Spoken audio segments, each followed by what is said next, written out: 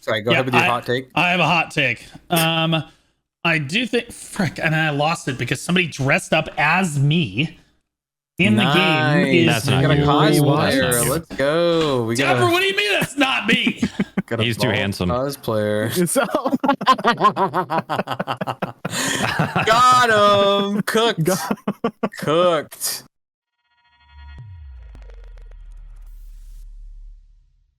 Hello, everybody, and welcome back to the Old Mood Podcast, episode 76. 9? 9. it's also labeled there. So it's 9. Woo! Episode 79. Yeah. That's right. Episode the 79. 9 kind of looks like a 6, but upside down. So I understand. am Blue Squadron, streaming on for the very first time, streaming on my alt channel, where I'm now going to start streaming other games, probably stream like longer hours of like the Iron Man series for BDO. Like when I want to play BDO, but I don't want to be streaming, I can stream on the alt channel. And then when I want to play like any other game, I can stream on the alt channel as well. The idea is that this is completely demonetized for the most part, so people don't feel like they have to sub or anything, but it allows me to try their games and experience a little bit more of what games have to offer and stuff. But I am joined, as always, we'll go with Blonde first. Oh. Oh no, Blonde. Why are you so quiet, muted. Blonde? Blonde! You're ruining me. Thanks. Hello? There we go.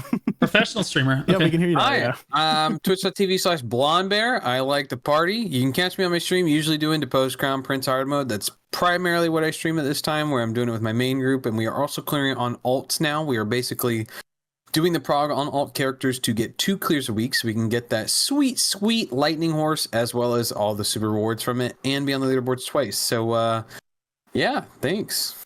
Mm-hmm. Right on. I'm also joined, as always, by Jakun VT.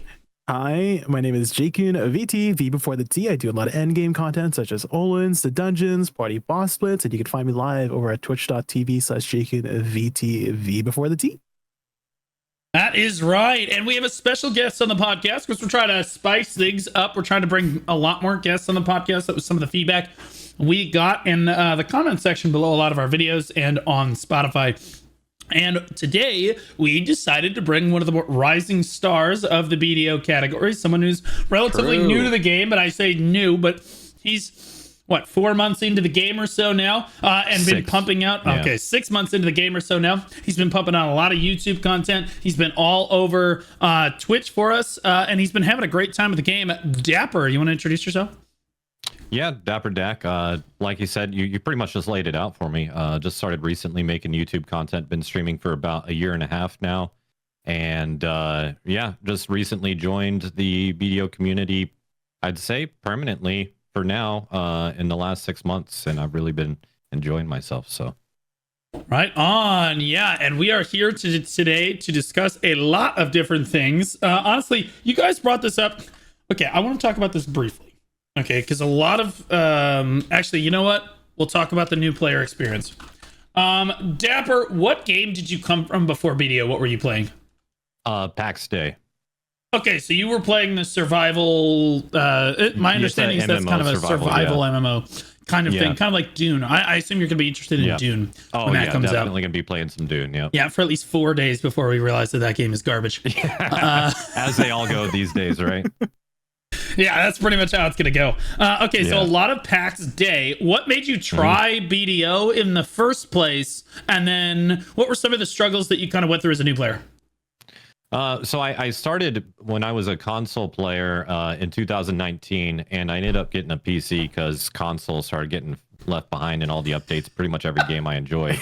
Sorry, so yeah, console I or was people like, too. all right, well, I guess I'm just gonna go to PC, and I started with because I didn't have a PC that could really run anything at the time, so I was running GeForce Now, and I was running BDO, and I couldn't like AFK do anything because it'd kick you off the game, and I think back then there was a lot more AFK involved, like running around with a package in order to boost your weight, the skill training, stuff like that.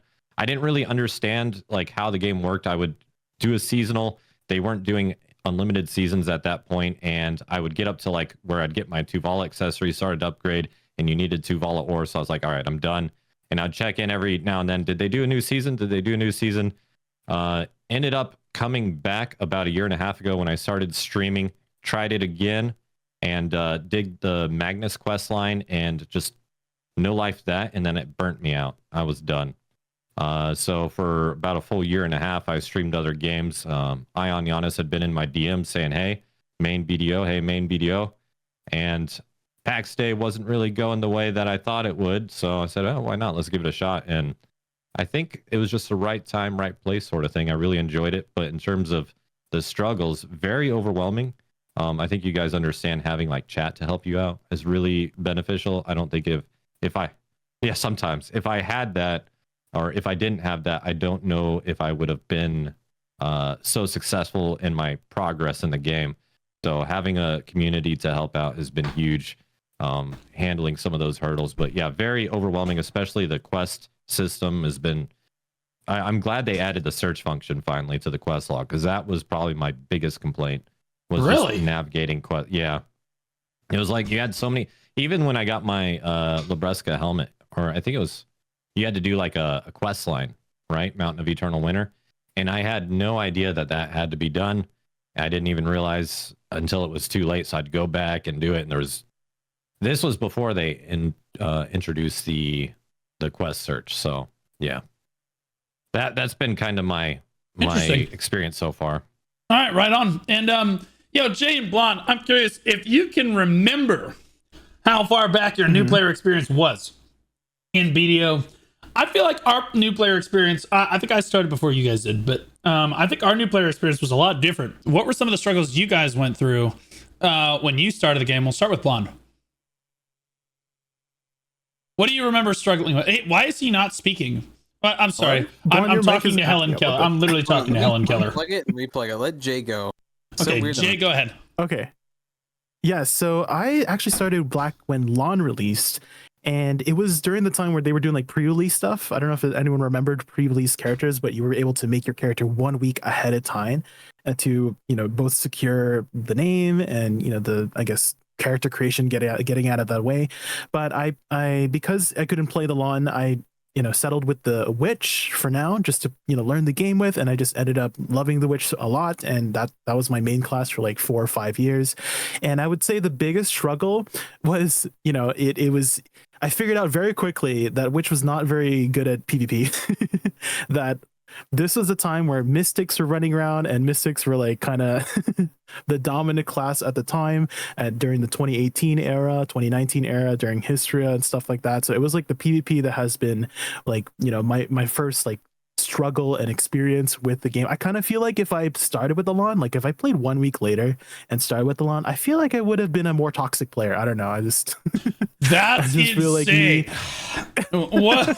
Having a grab, I've never played a grab class before, and so I still haven't played a grab class. But if I did experience what it's like to be a grab class, maybe I would have again had a better time with PvP and had a bit more ego. But playing the witch definitely really humbled me, and so that was my first, that was what I struggled with in the beginning, was that. Yeah, I mean, I can kind of vibe with that. Yeah, ironically, I think we are sitting in a call with 3 witch mains, or like 3 at witches, some point. Yeah. That's actually just crazy. Although I don't really consider myself a witch main. I mained witch for a long time because it was the best shot calling class in the game. I started the game on Dark Knight because I'm a man of culture. But Blonde, are you back with us now? Are you good? Hello, testing 1 2 3. All right, let's see what Blonde has to say. I played since launch, so I've played. I unfortunately literally didn't get the pre-package. I got the package like 2 days after the game launched. So I didn't get the classic shoe dad, but luckily they re-released that, so don't have to worry about that. But I played since launch. I think the hardest part about the game was probably the ghillie suits, bro. That was the biggest struggle, was dealing with the freaking Sorks and ghillie suits. I remember playing the old school game. The first outfit they ever released was the fishing outfit. So like the only way to look different than everybody else in the plain armor was getting the freaking fishing outfit, the big red and yellow shiz. It was fudging awesome. I remember grinding next to Trent. The best grind spot for EXP was the Zarka cave to the west of Trent. You would sit in there, and that was the best EXP per hour in a 5-man party. It was fucking fantastic. Yeah, that was the way you used to grind EXP. It took so many hours to reach level 53. It was horrible. I remember having some of my best buds. One of them was a tamer. Some were warrior. Fantastic game at the launch of the game. I think it was freaking amazing. The worst part was when you were grinding, what was it, manchas, and it was a sork in a ghillie suit ruining your day by teleporting around you. Back then, the ghillie suit had no name above them. They could basically hide in a bush and you wouldn't see them. It was horrible. It was miserable. If you had a dude in a ghillie suit fighting you, you might as well just give up and swap channels because it was absolutely They were horrendous. invisible, like literally invisible. They were literally invisible, especially if you were in a freaking forest. So that was probably the most thing I struggled with. Back in the day, it was super fun. Blackstones were ultra rare. EXP was like ultra rare. Back then, everything was like super grindy. I mean, it is kind of grindy now, just in a different way, but it was super grindy. But the worst, the plague on me, was the sorks and ghillie suits, man. That stuff was another level of torment, to be honest. It was a little rough, but I'll be honest with you, I'm surprised that none of you said, maybe it was just different, because I started on Steam release, which I think is actually slightly after Blonde. Oh yeah. Yeah. So the struggles that I had as a new player was that everything in the game was just so brutally monetized. Like I felt compelled to spend money basically everywhere I went. You wanted to process, you got to spend money on the Venesil dress. You want to cook, you got to spend money on the cooking outfit. You want to grind, you got to get weight. You want to grind, you got to get inventory. You want to be able to store anything more than about 10 things. You have to A, have a value pack, and B, also buy storage in each town. You need to buy the workers were like crazy big passive income back then, because you're only making like 6 million an hour, right? So like workers were like crazy good passive income, and in order to be contribution efficient, because you had to do Calpheon dailies. Yes, Calpheon dailies for contribution back then. Like you needed to conserve contribution, which meant that you had to buy worker lodging off the Pearl shop as well. There was just so much stuff that I just couldn't get. Now I will say that one thing I could get was I could snipe value packs off the market pretty consistently, because the central market was different back then. But again, like again, the monetization was something that I felt was super predatory back then, and I feel like comfortably those days are definitely a lot further behind us, in my opinion. So Dapper, we talked about some of the struggles that you had as a new player. What was the things that drew you into the game the most? What did you like the most about the game that kept you playing the game? Be honest, it was the community, man. Like there's the people in general, like all the players, how just their passion for the game's kind of contagious in a way. It's really hard to not feel that passion as well. But other than that, it was like the scale, all the stuff that there was to do. Like whether if you're bored with one thing, you could start in another thing. Like I dive into sailing. You know, I'm working on my boat and stuff like that, getting my upgrades, and then you've got cooking and alchemy, all these life skills, all these different grind spots, things to work on. I think one of the things that people said to me is an infinite progression game, where like there's always something that you could be progressing on. So that's been kind of like, wow, I could actually spend years on this game. And that's just not these days. It's not something like, usually you sit down on a game and you could probably play it for, if you know life at 3 months, and then it's like, okay, I'm done. What's the next game? And so there was a time within the recent months before I started playing this where I was just jumping around games, Scam Citizen, PAX Day, Sea of Thieves, like just jumping around all these games and not really finding substance in them. And then I came over here to give this a third chance, third time's the charm, and really fell in love with it. Right on. Yeah, so before I give my opinion on it, Jay, what was kind of what brought you into the game while Blonde Bear, again, adjusts his microphone? So I was looking for a new MMO at the time. I'd started with World of Warcraft I guess I started with MapleStory like when I was a kid, and then World of Warcraft came with something a little bit older, something, the whole dynamic of tank healer DPS was always like very, very fun. And then I got into that game because my friends were inviting me to play World War, and then they quit after the expansion of Legion. And then I was like, oh, well, no one's, there's nothing to sort of tie me down to World of Warcraft anymore. I decided to look for a new game, and BDO was there. There was like a BDO ad that came up, and so I tried it out. The lawn was, I think that was the trailer. It was the lawn trailer, and that's why I started making I made the lawn, and then I went for Witch after because I couldn't play the lawn for the week. But yeah, I had Frick. I had a brain fart. What was the question again? Frick. Oh my god! Okay, It's yeah, what really yeah, drew yeah, you. yeah. Chase, Drew into the game. Yeah, Forgive the us, combat. chat. The combat. That's what I was gonna Mhm. lead into. Chase, Oh, Was the Chase not combat used to the forgot talking. about that. No. Yeah, it's a very, very satisfying combat. I was going to mention how World of Warcraft is very like keybind heavy. I mean, everything you set up is keybinded, and then BDO was a very different dynamic. Everything was preset for the key inputs, and that was like something I've never really experienced before in terms of an MMO, where you have to you can still keybind certain things in BDO, but for the most part you are sticking with the key inputs, and learning that muscle memory was a very new experience, and then getting it down was very satisfying. Just having like when you start getting to the point where you don't have to think about what you're pressing anymore, you just like, yeah, I'm going to use this ability because it's perfect for like the AoE surrounding me and stuff like that, etc., etc. And so yeah, the combat in BDO, it's still like I would still say it's like one of the best, if not the best, combat system in any MMO currently, in my personal opinion, for just how satisfying it is. And so it was definitely the combat that drew me in. Yeah. Yeah, you have to forgive us. Jay's not used to actually talking while the podcast is I suck going at on. talking. Yeah. It's okay. Blonde, what Yeah. drew you into the game initially and kept you playing like this long? Initially it was an IRL friend. I, like Jay, I played a lot of World of Warcraft because it was like the primary MMO out of all MMOs at the time. And then I was playing a game called Arcade at the time. Arcade was a huge hit in my opinion from the beginning of the game. It was super fun. It was just like BDO. It had a lot of grinding, it had a lot of PvP, it had a lot of influence, and I think that game also had a lot of influence onto BDO with the way that like moving commerce and goods aside from region to region to get you money and different things. I think that definitely had an influence on BDO that unfortunately didn't hit the right mark, but a friend of mine IRL was like, yo, this game's coming out, it looks really cool, we should play this. Because I think that what was it Bikeman, I think, was a big streamer at the time who always talked about new games that were coming up, and he streamed this game, and I was like, this game looks crazy. We talked about it like 3 years before its release because in like super beta or whatever. Completely forgot about it by the time it came out. That's why I was 3 days late to it releasing. I didn't play any of the betas or anything. I just played when it was like new, and I was like, oh shoot, is this like a good game or something? Downloaded it, played it, and I've been kind of locked in ever since.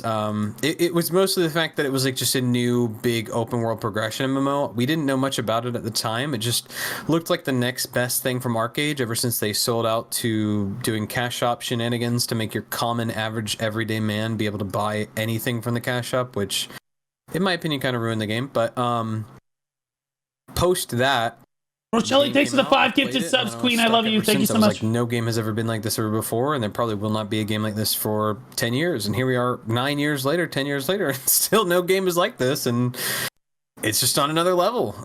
It wasn't anything particular other than the fact that it was just like a spiritual successor to Arcade in our opinion at the time, that was open world PvP, which I think the game was definitely focused on that in the large part of the beginning for sure. Right on it. Yeah. So my origin story is really weird. I was a League of Legends player back in the day. I played League as like my main game for like 7 years or something like that. And I had that explains a lot. Yeah. Ooh, yeah, okay. right? Yo, chill. Agreed. What? Y'all catching splash damage right now. Okay. So anyway, as I was saying before, I was so rudely interrupted. Again, I had a competitive flex team that I would compete in tournaments with. Ironically, on that flex team was my friend since middle school, who is now my longest standing subscriber, and who who is now my editor. Interestingly enough, but they decided that we needed a team bonding game outside of League of Legends where we could play together. So we all downloaded BDO. Because it has bonding game. Interesting. Nice. Because it has plenty of group content, as we like to say. Anyway, what I really like, so I didn't think that I was going to continue playing the game. I was like, yeah, some loser game. It was like $1 on Steam or something, and I bought it through the main client because I didn't want to buy it on Steam, which ended up being a good decision, by the way. But I bought it through the main client and I downloaded it, and I was choosing my class, and I was like, no, I was just looking for the hottest girl with the coolest effects. So naturally, we chose Dark Knight. And True. that was a recipe for success, because like once I started playing the game, I was like, wait a minute.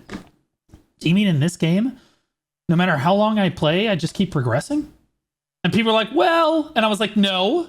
Okay, because no matter what you do, even if your gear downgrades and stuff, your fail stack is higher. Your energy is higher. Your contribution is higher, right? You did something. You progressed in the game. This was a new concept to me. Please understand that up until this point, I would ladder in League of Legends for like 16 straight hours in a day. Nowhere. And I would lose LP. Okay. So we're talking about where literally it was just a descent into madness. BDO felt like a game where I was like, dude, I can just sit there and I can just progress forever. And I knew that I used to be a cross-country runner, you know, I used to be a track runner. Not so much anymore, but I knew I had that like long-term like motivation and grind in me where like, I was like, dude, I'm just going to stick with it longer than everyone else, and I will just have more stuff than everyone else does. And that's exactly what I did. And as it turns out, that is not true, because now I have less gear than Dapper does, which is fun.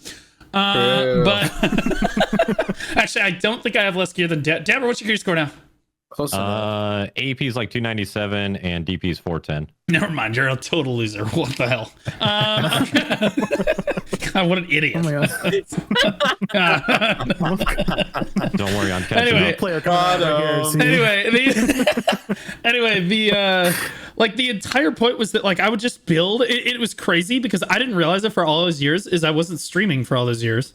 Is I was just building game knowledge. I would just sit in Discord, and this goes back to Dapper's point about the community being super dedicated and like really like wholesome.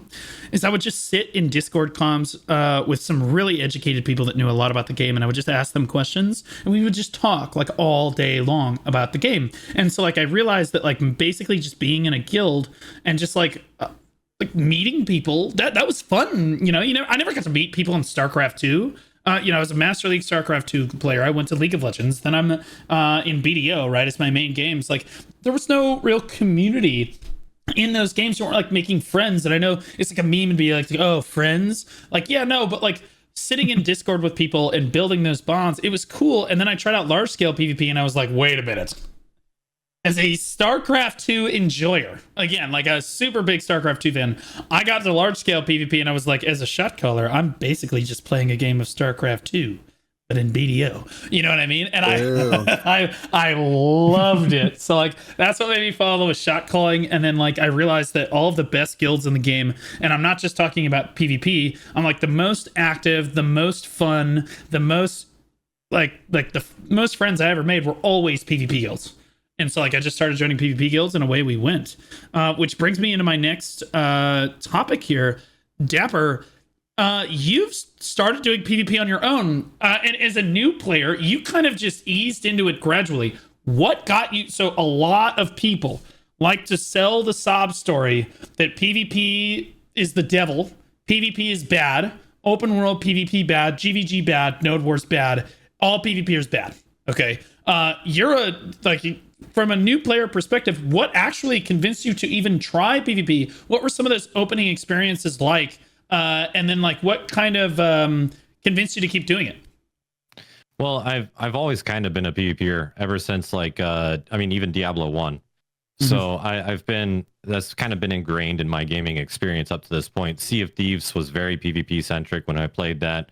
Star Citizen, I played as a pirate there. So it's like I've always kind of liked the idea of testing skills against other players. And that kind of carried forward into here.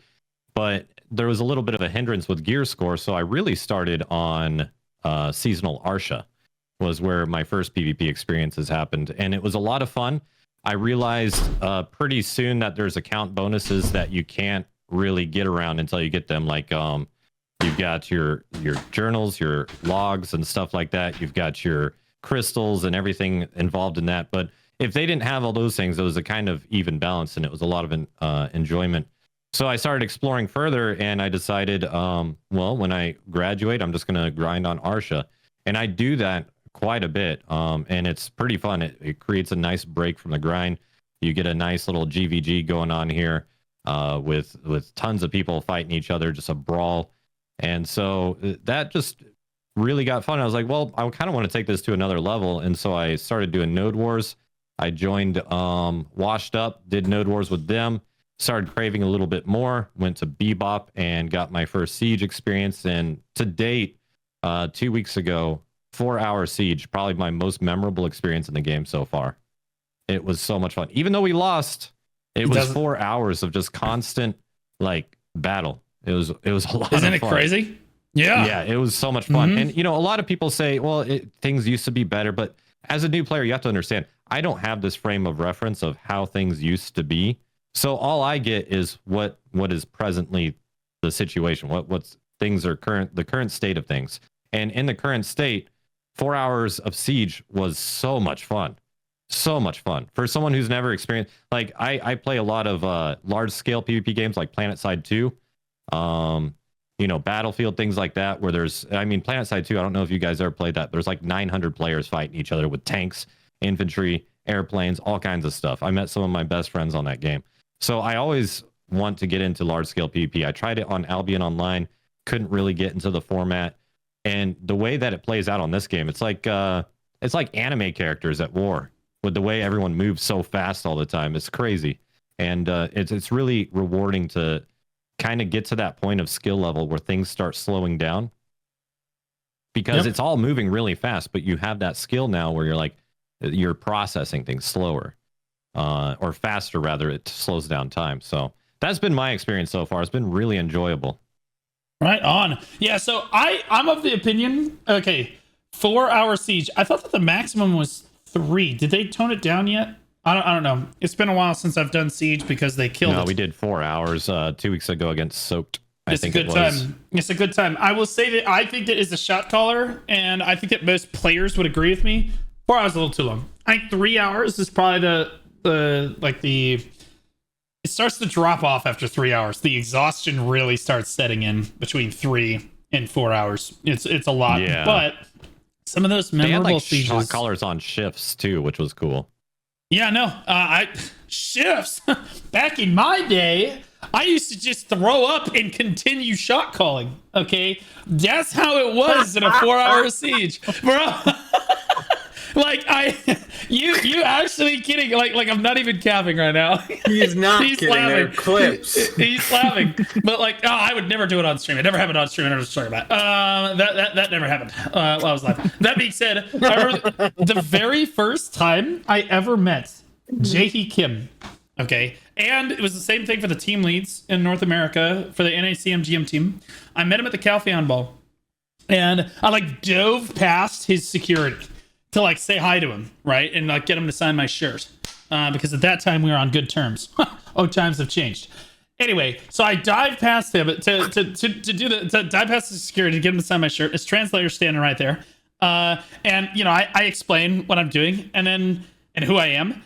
And the translator, he says something in Korean, and the translator looks me dead in the eye and goes, "Oh, he knows you.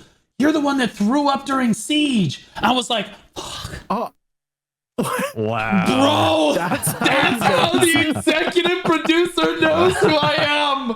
Homie, what? First man. impressions. So brutal. It was rough. It was rough. However, again, all this to say, some of my best experiences are those long sieges and stuff. And I just want to point out, Dapper, that those sieges are a good representation of what PvP used to be like before you started the game. Because Node Wars were like this too, but in a 2-hour experience. So you'd have a big 4v4 or 5v5 fight, even 2v2 or 3v3 fight, where the teams are on separate sides, and then your guild is basically, you're just pedal to the metal going for 2 straight hours going in, and it was just a tremendous amount of fun with your guild.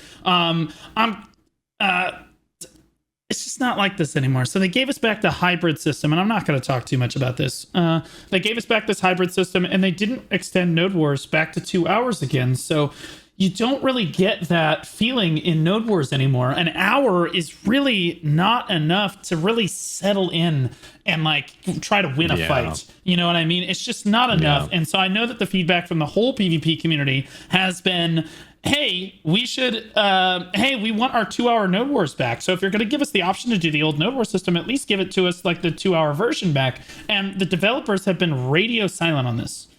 And usually when they're radio silent, it means that they're not they're just not going to do it. Because if they could, all right, a lot of people on the coast, it's like, oh, they can't do it. Yes, they can. If they told us straight up, guys, that's literally not possible, that would be one thing. But this is just radio silence. And I know that partner chat, live, YouTube comments, forum posts, people have asked for 2-hour Node Wars back. They don't want to give them back. So PvP's in a bit of a rough state, but you still see glimpses of what made PvP so much fun back in the day. And again, Dapper, I'm glad that you've gotten that experience because it's such an important thing. It's very rare nowadays to kind of get that experience. Siege is one of the only experiences left where you're actually going to catch that. Yeah, you're going to hunker down with your guild for like the long term and kind of get that done. This is going to be a super controversial question, and it's a little off topic. But Dapper, as someone that's been playing the game for 6 months, from when you started the game, from where you're at right now, do you think that the game has improved, stayed the same, or declined? Not the player base. I want to know from your perspective as a player, are you having more fun today in your PvE grind? Are you having more fun today in your progression? Are you having more fun today in your PvP than you were when you started the game? I think so. Honestly, I think it has improved. And the reason is because partly because I know a little bit more what I'm doing. I'm not as lost. So things kind of make a little bit more sense in terms of progression. It seems like the CMGM team is really locking in with community outreach too, which was something I didn't see when I first started. It could be because I'm in the partner program now, so I kind of get to see how that looks behind the scenes. But it's also the other partners are like nodding their heads, and I'm over here. So like the one thing that really stood out to me was the 9th anniversary event, and the reason is it's like there was just so much happening all the time. It felt like I don't know, you guys ever, back when you were going to school as a kid and towards the end of school you had like this summer fair that happened and you didn't really go to class, but there was all these mini games happening all the time, all these little fair games. That's what it felt like. It felt like there was stuff happening all the time. I don't know. Yeah. It was just it really they did a good job with it, with the what was it, the creator fiesta where we were doing AOS together, all the different things that they had going on for their 9th anniversary stream with the competitions. Like I don't honestly, I've been gaming for a while. I haven't seen that before. I haven't seen that in another game to that extent where the CMGM teams are that involved in the community. And aside from just CMs and GMs teams, like going back to my point of understanding the game, I think that's why my enjoyment has improved. And also getting to explore different mechanics of the game, different systems. I agree with your point that Node Wars is a little, that's why I went to Siege, ultimately, is because I wasn't getting what I wanted from Node Wars. Sometimes you get a fight that lasts like 20 minutes and you'll be in the middle of battle and then it's over. Boom. GG's in the chat, Over. GF's in the chat. What's going on? Yeah. Yep. And it's like, it was just like, okay, this is cool, but I want more. And like you said, Siege really offered that. I hope they leave Siege the way it is, if not improving it a bit more. I'd be really worried if they go along the same way as they went with Node Wars with it. But for now, I'm enjoying it. My enjoyment has improved. I think the game's going in a very decent direction. I'm really excited for Demon Lands. I hope they are able to deliver on that, because that's kind of been the motivation of my progression. I want to be ready for that. So that's where I'm at. Yeah. I actually agree with most of your assessment. I think that if you look at 6 months ago where BDO was and where it's at now, I do think that the game has improved. I think that it's headed in a positive direction, mainly because we were already rock bottom, so the only way to go was up. I mean, I don't mean to be the doomer. Well, I mean, you could just stay at rock bottom. I don't want to be the doomer, There's but always like, that option. At the end of the day, like, we were already basically scraping the bottom of the ocean there. So it's good that we're actually starting to increase now. I don't know. I'm curious. I mean, that's my honest take as a player. I do think that the game is at a better spot than when Dapper started 6 months ago, but I do still think that we are behind where we were about a year and a half ago. That's my opinion. Blonde, I'll ask you first. I assume that your microphone is ready. We've led with Jay each time. Blonde, do you feel that BDO has declined over the last 6 months? Do you agree with Dapper's take? And do you agree with mine? And why do you disagree with it? No, I generally agree. I think that depending on your perspective, Karazad Sovereign has been an interesting take, but I think it's led to better terms of progression. It's exactly what everybody's been asking for. It is similar in essence to what Lost Ark system had, and Lost Ark came at a kind of a lull point for BDO, and I feel like a lot of people played Lost Ark at the time it came out and then switched back to BDO after about a year when it was 6 to 9 months for content to come out in Lost Ark, and we're like, oh, we're not going to wait that long to play the game. That's exactly where I was. I did the first year of content, and then they're like, okay, the next raid's not going to release for 12 months.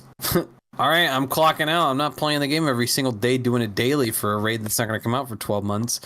And I think that's what BDO adapted a lot of they adapted the pity system that's similar. They adapted the lower attempts so you could attempt it more often. I think that sort of stuff leads to players having more incentive for like a daily sort of version of the play. I do also agree with Dapper where he said like the community involvement with CMs, GMs, tons of events, tons of stuff to get involved with the community. Even just recently today, I did a CM GM event where we cleared the boss splits, and we're going to be doing, I think, Depose Crown Prince in about 2 weeks on hard mode, which is going to be crazy, but I think that kind of community involvement is pretty good, and I think that a lot of the quality of life has been happening, and they've been tuning into a lot of specific feedback that I think they've been doing.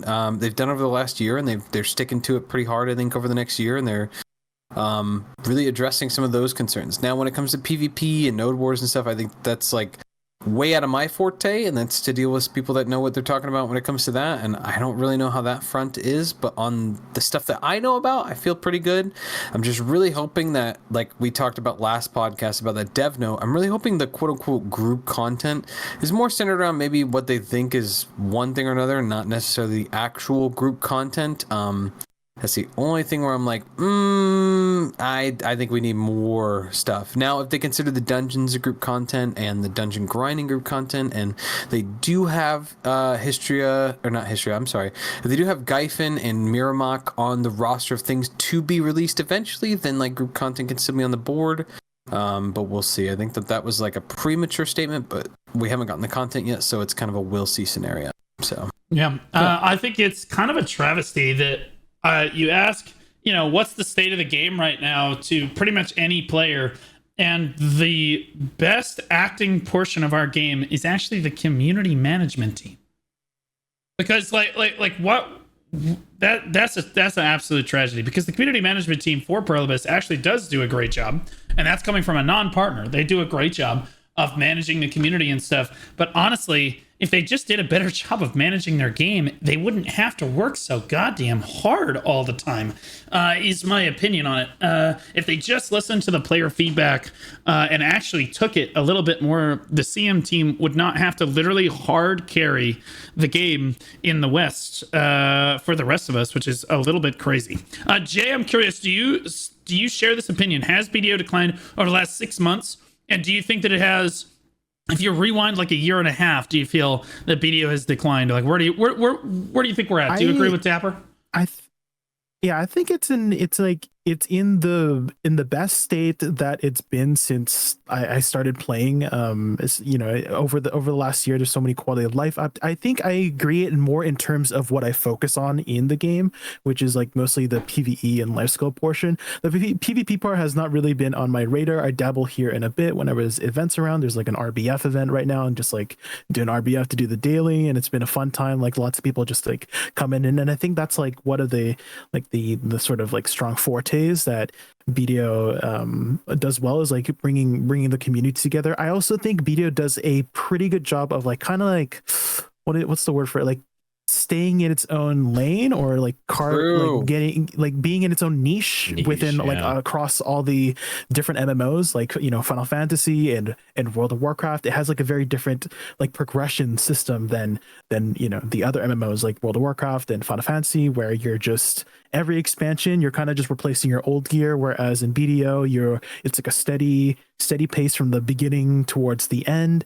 Everything kind of like compiles towards the end. The combat system is also like, again, I always rave about the combat system, very, very satisfying, very again, a niche. Like it hasn't been, I think it's they're trying to do it in like, I don't know if you play like Blade and Soul Neo, but I think that's another game that sort of tried to do it as well as for that combat systems and whatnot, but I still feel like BDO still has been doing it the best. And so again, it's just to reiterate, I think BDO does a good job of like staying in its own lane or being in its own niche for the MMO genre that it is, especially with everything that's been coming for updates and whatnot. I think they could still do a better job of doing like the whole communication part. That I feel like maybe that's just like a cultural thing in Korean companies, or like the east side of how they go about the management and stuff like that for communication. But it's always been very it's hard to know what they're thinking sometimes. And so that's one thing that I wish I had, like, hey, like if they just give us more, like tell us more things about like what they're doing, like more like the dev commentaries are great and all, but it's just I just want a little bit more clarity of what's going on and stuff like that. So right on. Yeah, no, I agree, Jonathan. It seems like we're all mostly in agreement. One thing here. I would say in terms of what Blue had said about the community managers being the highlight is that it is a sandbox game. And I think it's unique in that way that the community managers, I think, are kind of showing what the game is capable of, what you're capable of achieving within the game, because it is a sandbox game. I mean, for instance, the relay race that they had, being able to do something like that in a sandbox game is only really possible in a sandbox game. I know a lot of people want more content, more things to do, but the truth is, for us new players, there's years of content here. We're not really hurting for content. I know for you veterans, you guys are kind of, over it, done with it. You've done everything that you can, or at least that you want to do. But it's a sandbox at the end of the day. And so there's a lot of flexibility in the things you can do. And I think the community manager's been doing a really great job showing people that side of the game. Very true. Yeah, I mean, actually, go ahead, Jay. I wanted to tie this in because since we're talking about like, the BDO over the years, if we're ready to like go on to a different topic, I feel like this ties in really well too. I wanted to ask the question, and also let us know in the comments down below, like how important is the sort of like longevity in a video game to you? Because this was like a really interesting topic that I had with my chat the other day, and there was a lot of different answers. Like some people were telling me like, oh, this MMO, like this brand new MMO is only going to last like a couple months, so I'm not going to be playing it. Or like some people were telling me they're like price per hour of entertainment, which was like, oh, they want to get at least 1 hour or equal or more to the amount they paid. So if they paid $60, they better get like 60 hours worth of game time with the game or something like that. So I wanted to like wonder your thoughts on like, does knowing the game's like sustainability matter to you a lot, or do you just like play it just to play it, to just have a good time and not care about like whether it keeps going or not? I mean, I'll lead off. That's a good question, Jay. Yeah. For anybody who maybe our guest, Dapper, if you want to. That's fine. So just to clarify your questions, like, are you really concerned about the longevity of the game? Yeah, like, does it matter to you a lot? I think it does a little bit. I mean, I'm investing a lot of time into this, hours and hours and hours. So I think I would be lying if I said, no, I don't care what happens to the game. Like, no, I absolutely do care what happens to the game. I think that, like I said, they're putting in a lot of work, and I see that they're hopefully on the right track. They're doing things that are what I see that they're doing in terms of like, especially C content and reducing the pities on certain things, is they're opening the door wider for new players to progress. And what that tells me is that they're getting ready to release things that they want new players to be able to participate in. So I do kind of hope that they're on the right track with that. I think that they are on the right track with that. And I at least hope to get, 2 years out of this, maybe. So, 2 and I years? think that we're going to get that. I don't know if that answers your question, but that's kind of what I got from that. No, yeah, so this whole thought came up because I saw this like one comment, and I watch like a lot of video game content on YouTube, and it was a video on like Black Myth Wukong, and I think most of us know how popular that game was. And if you don't know, it peaked at like 2.5 million concurrent players on Steam alone, and there was like a comment on it saying something along the lines of, "Oh my God, Black Myth Wukong fell off so hard. There's barely anyone playing it anymore," and I just feel like the expectations have like really shifted to when it comes to how long we expect the game to stay like relevant and stuff like that. And That's there's just a like single player game, isn't it? Well, yeah, it is, yeah. That's what I was gonna go into, but you know, I was gonna say how like Black Myth Wukong is not. It's a very different kind of game. It's a single player experience where you just play the story from start to finish, and once that journey is over, you've experienced everything. And I maybe tried to put myself in that person's shoes to maybe see why they would say that. And I was like thinking, well, I guess there's a lot more and more games with like live service models. Like BDO is a live service model where the game isn't just about the initial experience and about how like it's more about like maintaining that sort of, I guess, long-term relationship with the player. And that was just like a lot of food for thought. And I thought that would be like an interesting thing to talk about when it comes to just like BDO, because BDO has, I think they mentioned in, what was it? Was it Heidelball? It was Heidel 2024 when they did it in that French town, where Bro, Chad, I was muted, dude. They've been bulldozing me. Like, do you think it's gonna, I'm pissed. do you think that's gonna last another 10 years? It's already been 10 years. Okay, I'm so. unmuted now. Oh man. Okay, I'm unmuted now. Okay, so make a couple points here. Number one, Elden Ring. Boy, Elden Ring really fell off. I guess it must be a dumpster fire of a game. What a garbage game from a garbage company. Holy what a terrible game. Look at Baldur's Gate 3. It's a single player game that you play through the story one time and you're done. You get the experience and you move on. You can't compare it to something like BDO. It's like a live service game. And I think that's kind of what Jay was hinting at there. You can't really compare it to BDO. BDO is a live service game. When you talk about when is BDO going to die, the longevity of the game, I am somebody that has more invested in this than almost anyone. In terms of like how much, again, I make a living off of BDO right now. For the most part, right? Throwing on Liberty in there, starting to make it work its way in there too.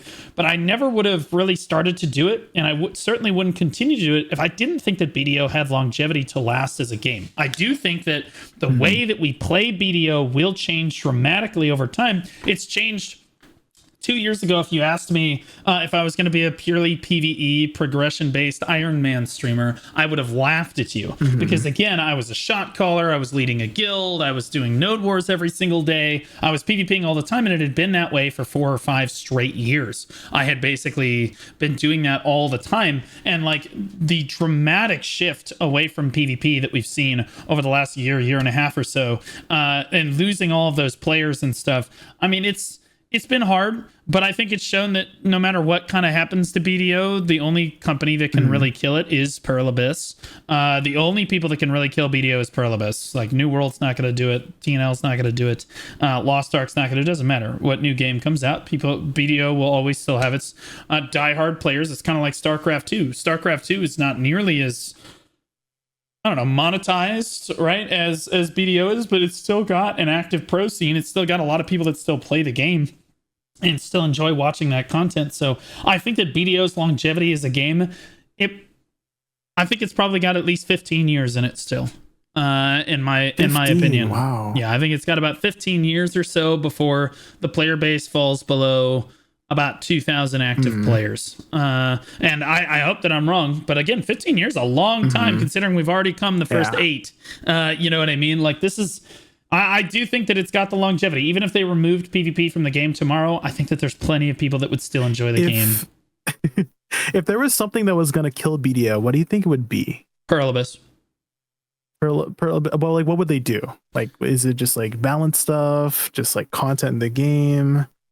What do you think is bringing, like, pulling it down? Well, I think when you look at like different games, it's the removal of specific stuff. Like, you could argue that stuff that like killed RuneScape was the removal of free trade, which is a big thing in the game, and the removal of PvP in the wilderness, which was, I think, once you start moving basically, unironically, fundamental rights of like what you consider a normal thing in the game, the norms of how you interact with players and stuff. I think when you remove those things in a game, you lose what the game was, and you're trying to form it into something else, and it's no longer that thing. And then you lose the player base that was attached to that thing. I've got it. The single worst thing that they could possibly do to the game that would have the most dramatic fall off in overall players is putting a daily like quest limit on how long you can grind and actually make silver. So like, and you could see them, and I know that sounds like a crazy idea, like, oh, they would never do that. They could, it would boost it would boost their overall login numbers for a short period of time because people would log in, grind for their hour. Like, let's say you could grind for 1 hour via a quest and make 10 billion silver, right? This is how they might introduce something like this. I'm not saying they will, but this is how they might introduce something like this. They say, hey guys, you no longer, we understand the grind is too monotonous for people. People don't have 10 hours a day to grind anymore. So we're going to introduce this new way to grind. And if you just grind for 1 hour, but you complete this quest while you do it, you will get 10 billion silver. Okay, so your first hour of grinding is 10 billion silver, and every hour after that is 1 billion silver, or whatever. You know what I mean? Very few people are going to grind longer than the 1 hour, right? You would essentially kill your active player base all at once. And I've seen daily quest grinds just, it turns the game into a chore. Right, it turns the game into a complete chore, and people just don't want to play anymore. So, like, I think that if they turned the game into too many chores instead of just allowing people to play as long as they want, doing whatever content that they want, it would completely destroy the fabric of the game. Removing PvP from the game certainly hurt the player base. We lost almost 60% of the players at one time. And a decent amount of those players came back with the Caltheon ball, but now they're starting to leave again. Even the anniversary event, we've seen still a slight decline overall, but they're hanging on. You know, they're doing their best. But here's the thing. Again, the game would continue on. The game would be fine. The player base would be smaller, sure. But I think that players would still continue playing the game. I think that at its core, people love the fact of BDO that you can just do whatever content you want for as long as you want. And if they put like a really front-loaded amount of rewards on that first hour, or doing daily quests every day, I think that it would kill the game immediately. True. I think I did remember sprinkled a lot of that already into the game. I think they've already done a little bit of that. Like the Pig King grinding spot is kind of in tune with that. But I think it's not like too overboard. It's kind of like exciting to like, oh, the new jackpot spot has come out. All right, grind it. See if you get the jackpot, and then do that. I think that's kind of okay with the way they designed it, because it makes people excited to go grind the best and slot spot while it's out, because it's better than everything else.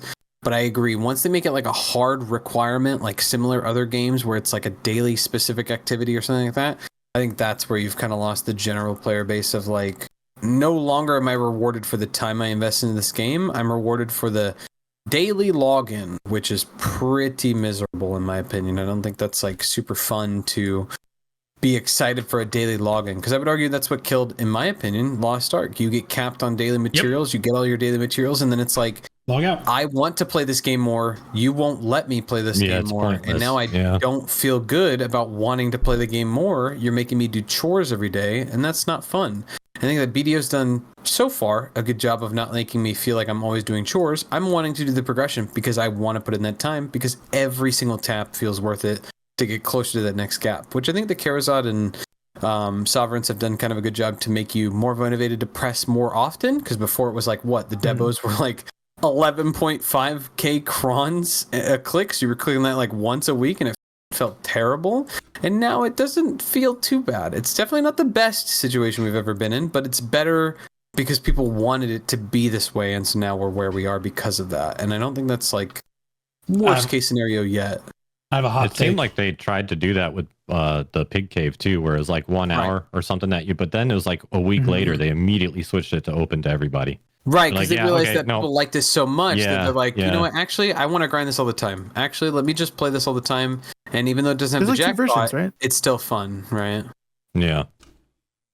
Sorry, go ahead with your hot take. I have a hot take. I do think, frick, and I lost it because somebody dressed up as me in the game. That's not a cosplayer. Let's go. Dapper, what do you mean that's not me? He's too handsome. Cosplayer. Got him. Cooked. He's cooked, guys. Game over. Not a problem at all. No, I remember that. Mm-hmm.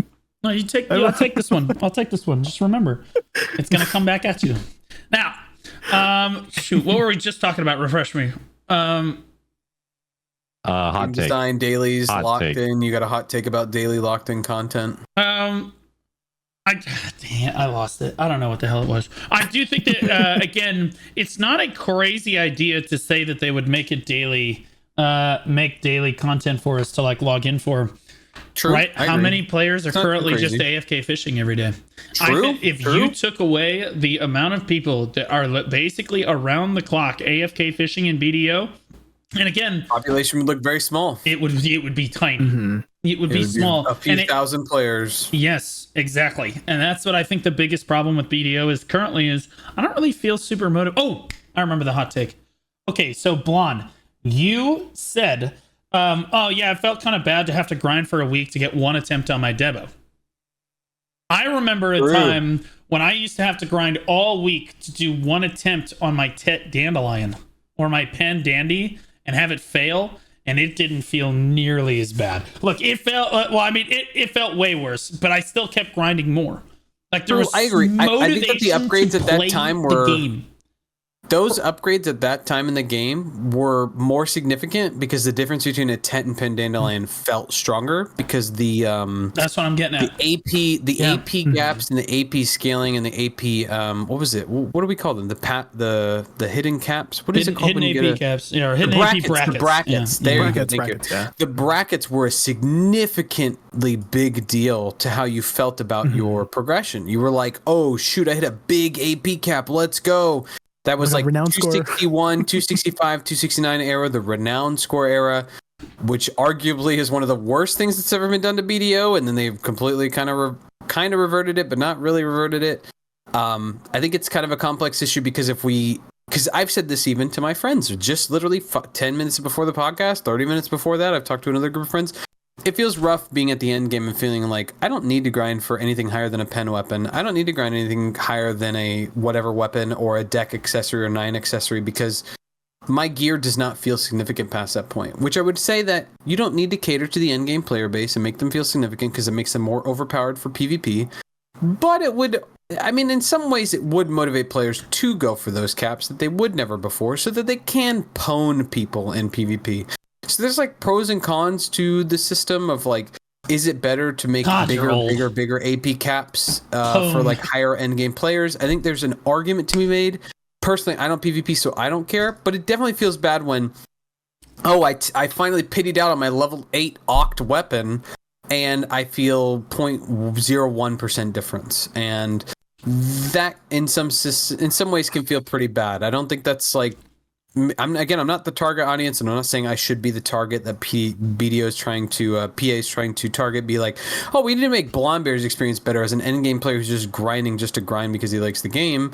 But it definitely makes people feel weird when they're in their progression, and it's like for example, Dapper's like 297 AP. He said so every time he gets like another AP bracket, he's probably feeling like incremental progression where he's like, oh, I have access to this new spot. Oh, I have access to this new spot.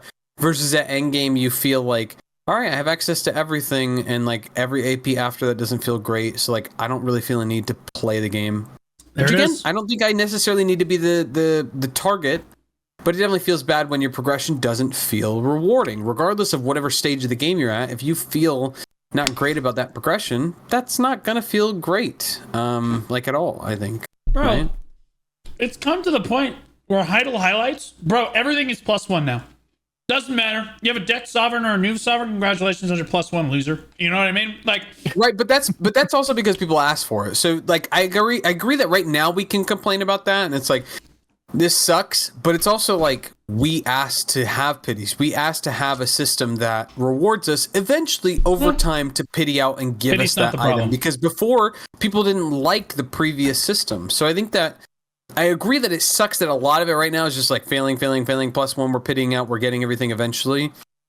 But people asked for that because they didn't like the previous caps. And I think that we've gotten into this situation because of the feedback around the game that led us to this. I don't think it's necessarily a PA specific problem. It's a player feedback problem that's led us to this. Personally, in my opinion, that's how I feel about it. I think that player feedback has led to this current problem that we're dealing with. Well, I don't think the pity system is necessarily the issue. I don't think anybody minds the pity system. In fact, if anything, it's too punishing.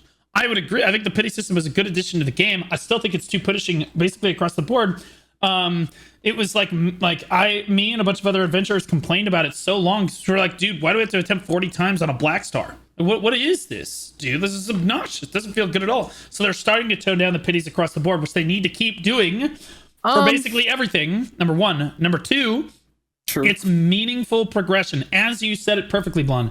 It's like, dude, you hit that Pandandy, you were like, let's go! You know what I mean?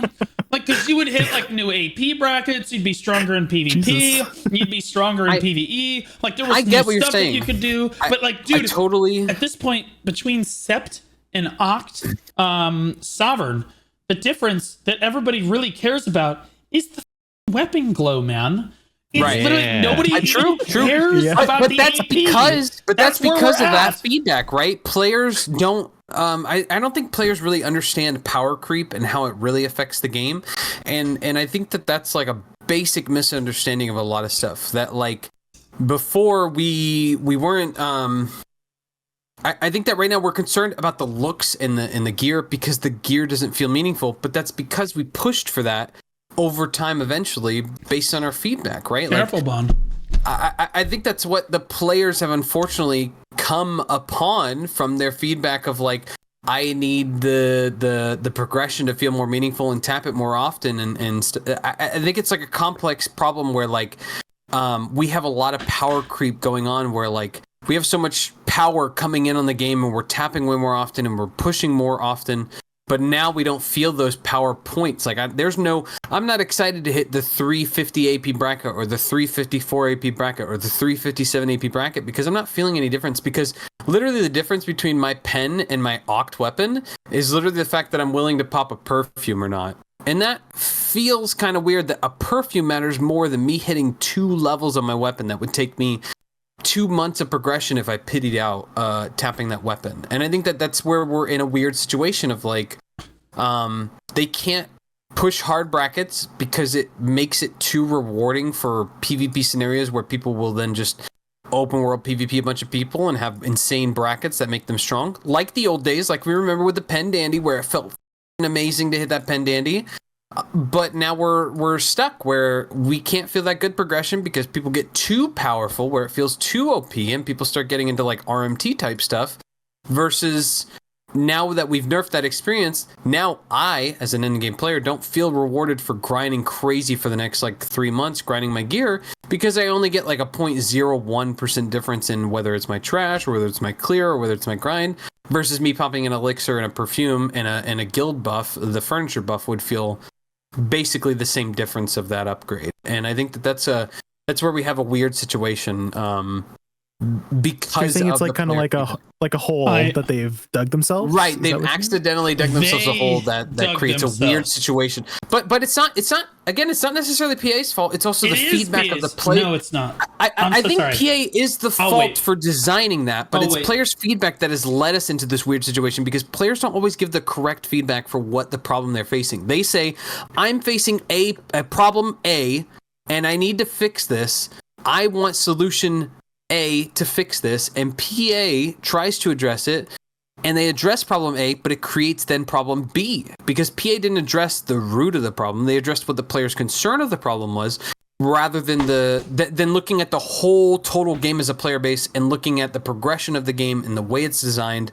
Like they addressed looking at Debos being 11.5k crons per click per 1 week per that, feeling bad, to okay, we need to tap gear more often. But we're not also addressing the second fact of back in the day, my Pen Dandy used to feel amazing when I hit it. Why don't I feel that anymore? Well, that's addressing AP brackets. That's addressing, what was it, the Renown system? But we all hated Renown system because it made gear carried people feel too strong because they got free DP out of it. So, like, how do they address a problem where we've had 3 different sets of feedback in 3 different directions attacking one specific issue, and how do they make that feel worthwhile? Well, they don't make the end game player experience feel good. They make the progression, for example, Dapper Dax situation, feel really great. And then when they get to the end game, it's like, good luck grinding the next 2,000 hours and have fun at that situation. Yeah, because if we're I not could looking speak at on you. this a Go little for it. bit. Go for it. Dapper, Because usually go first.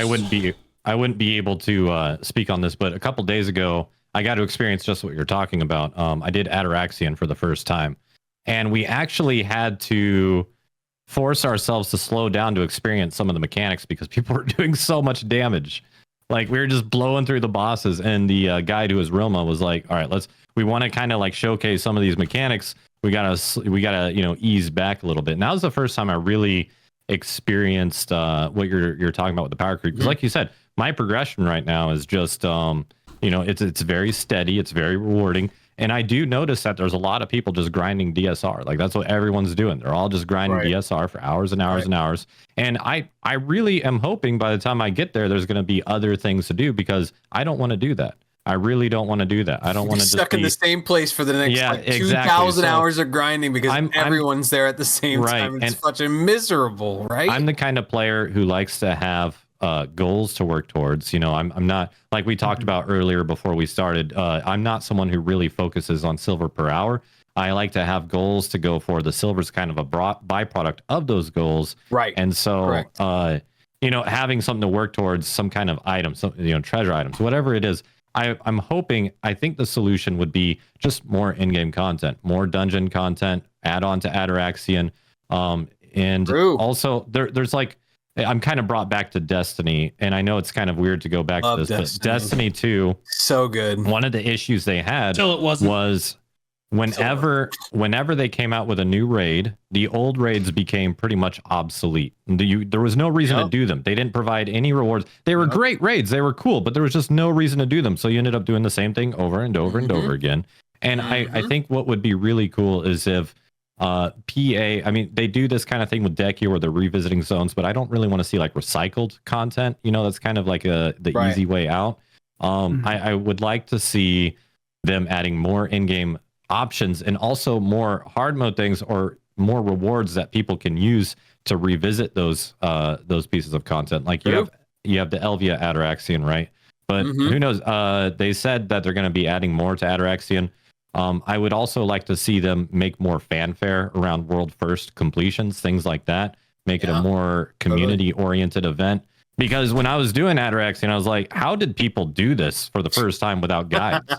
So much trial and error. So much trial and error. You're looking at this and it's like, what is going on? Put statues of the players that completed it for the first time in the game.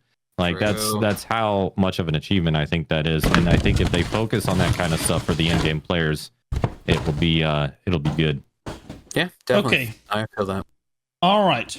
I don't disagree with a lot of what you're saying. I completely agree with what Dapper said right at the end there, and I don't disagree about the Destiny 2 points, except for the fact to say that we don't really want to be like Destiny 2. That game's ass now.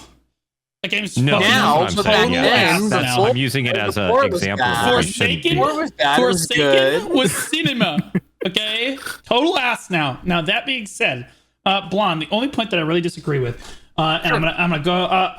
I want to debate with you on, is you can't really blame the players for giving PA feedback when you yourself, for years and on previous podcasts, are recorded saying we've been giving them feedback for years. They don't listen to anything. They just do what they want with their game. They don't listen to us. Stop trying to give feedback was basically your overall message. So you can't turn around now and say, well, the whole progression system is as a result of them listening to player feedback. That's not really a thing, because they really have not been they haven't been giving us player feedback, or haven't been listening to our player feedback for years that we played the game. They just kind of do what they want with the game. And like for many years, that was an okay direction for a lot of us. But like, they're not doing any of this because we wanted it. They did it because they thought it was best for the game, and they do what they think is like the best for the longevity of the game. And this last year, we've seen what happens when they're wrong about that. Now, to their credit, they were good about it for the first like 6 or so years that the game was out in the West. So 8 total years the game was out. They only made a few missteps here and there, but like I guess there are a few more than a little, but like again, over the last year or so, we've seen like the progression kind of really cascade. I guess 1 to 2 years, we've seen the progression really cascade in a really bad direction that a lot of players don't like as much, and it just does not feel as meaningful as it did, say, even 2 years ago. You really felt the motivation to log in and grind.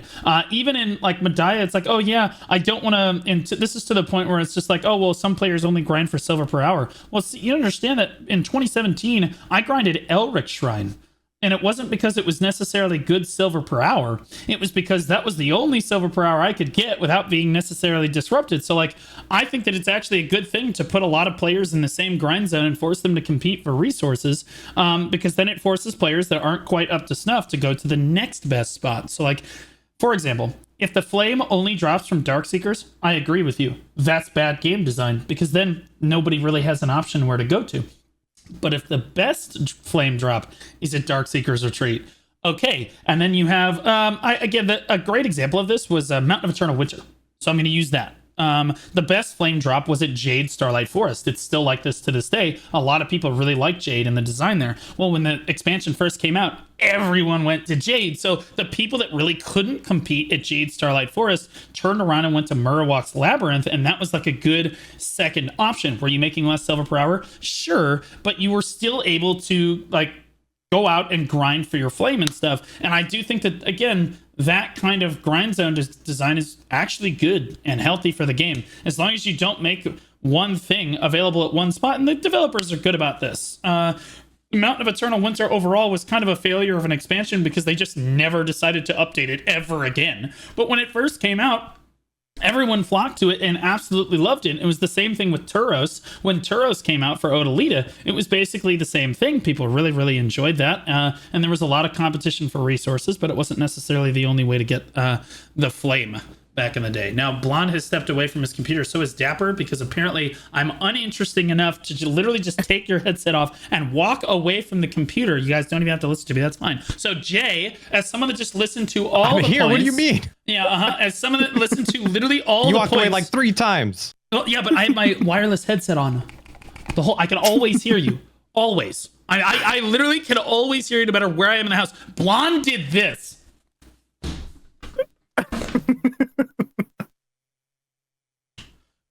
Like, homie, like, wait, Everyone spam the caught emote. Sounds good.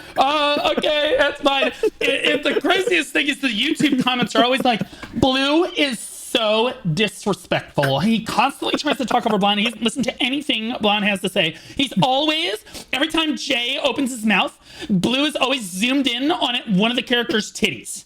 And he's not listening to Jay at all. He's pointing at things on the screen. The simple fact of the matter is, I am great at multitasking, and I'm making the production more engaging for everybody by looking at the different outfits, right? And I'm still listening to Jay. I'm still listening to Jay's points. But here's the thing: I'm not taking off my headset.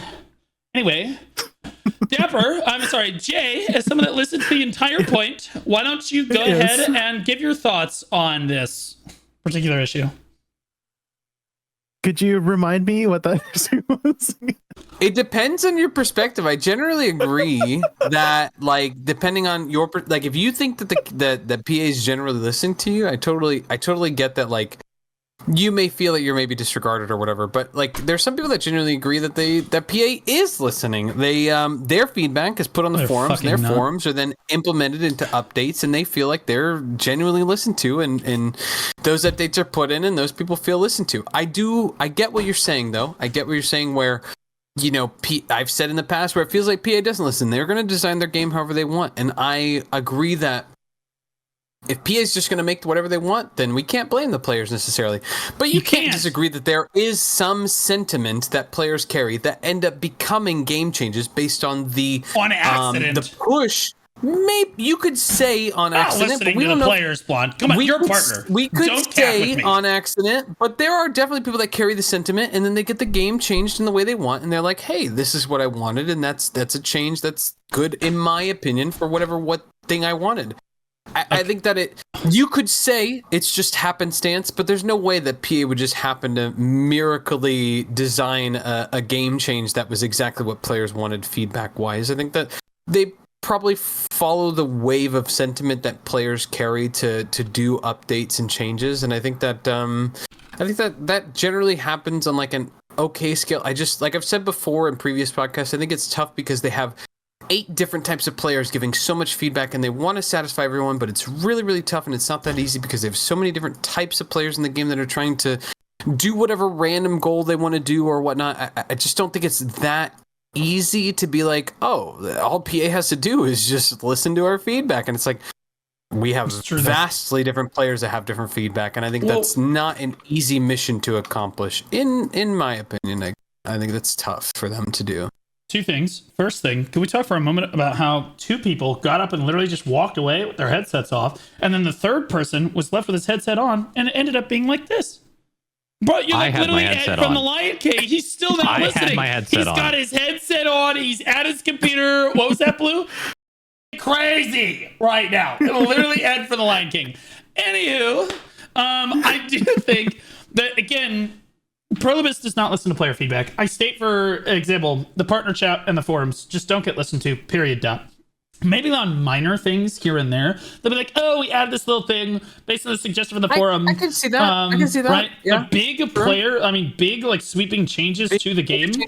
It's a lot harder for them to listen to. It's a major game change, right? I mean, it's hard for them to be like, yeah, let's vastly change the game based on a small percentage of player feedback on what we think the game should be. I think that's kind of a tough ask. Well, here's the thing. It's their job as developers, Blonde, to know. I'm sorry, I didn't mean to talk over you, but like, I didn't get to finish my point there. I think it's their job as developers to know which feedback is genuinely good feedback and which feedback is a step in the wrong direction. They do this all the time. I mean, crud. I get feedback for my stream all the time. It's my job to know, no, that person is just mentally ill, and yes, that's good feedback, right? Like, forgive me, but like a lot of the Blue Squadron chatters are mentally ill morons trying to use the R word a lot less. I'm not going to disagree. PA definitely does listen to their audience that sometimes it has some mental issues. I'm not going to disagree on that, okay?